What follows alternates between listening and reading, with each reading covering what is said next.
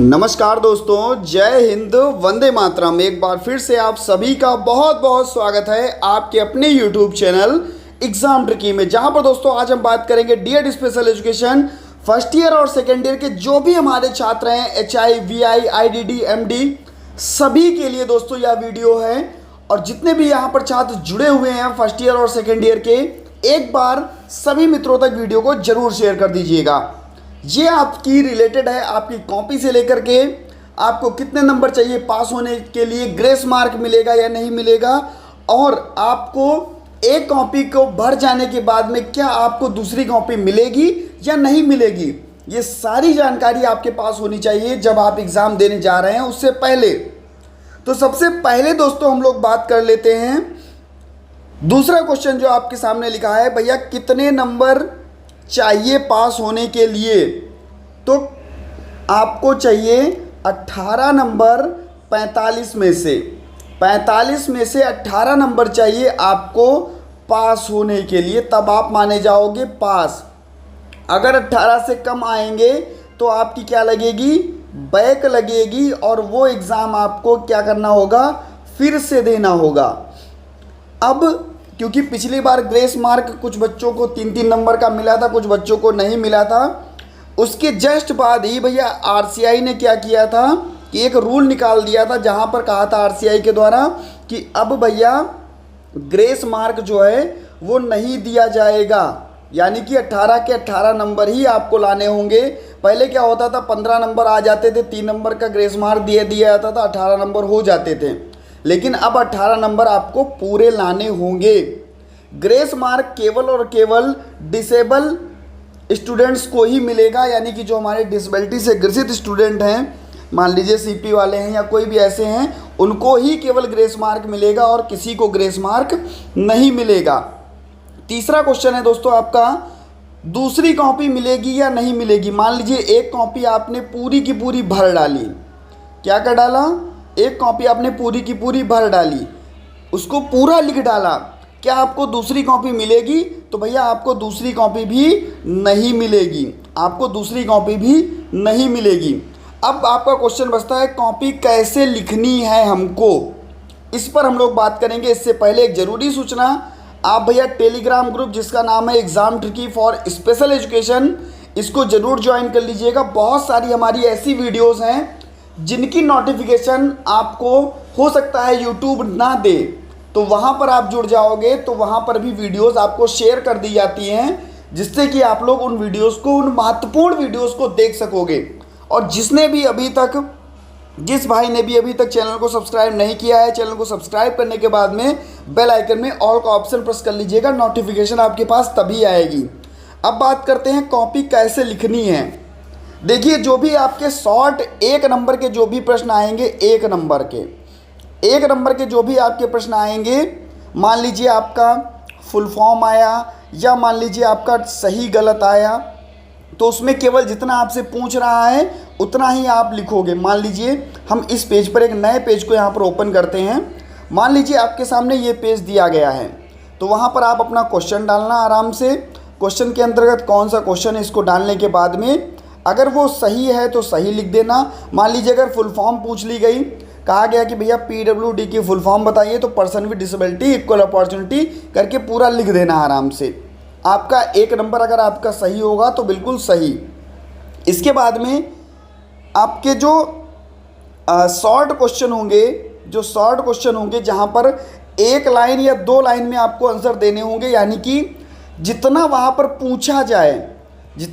पूछा जाए 1 line, 2 line, 3 line, 4 line, 5 line, जितने में आप लिख सकते हो। मान लीजिए पूछ दिया कि दिव्यांगता को परिभाषित कीजिए, तो इसको जब आप परिभाषा लिखोगे तो बहुत ज़्यादा आप 3, 4, 5 लाइनों में इसकी परिभाषा बहुत आराम से लिख दोगे। तो बस उतना ही आपको लिखना होगा।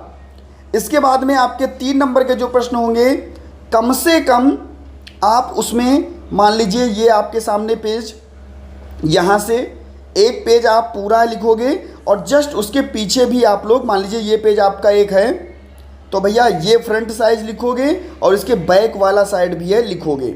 लगभग 1 से 1.5 पेज, 1 से 1.5 पेज आप लोग क्या करोगे, लिखोगे 3 नंबर में।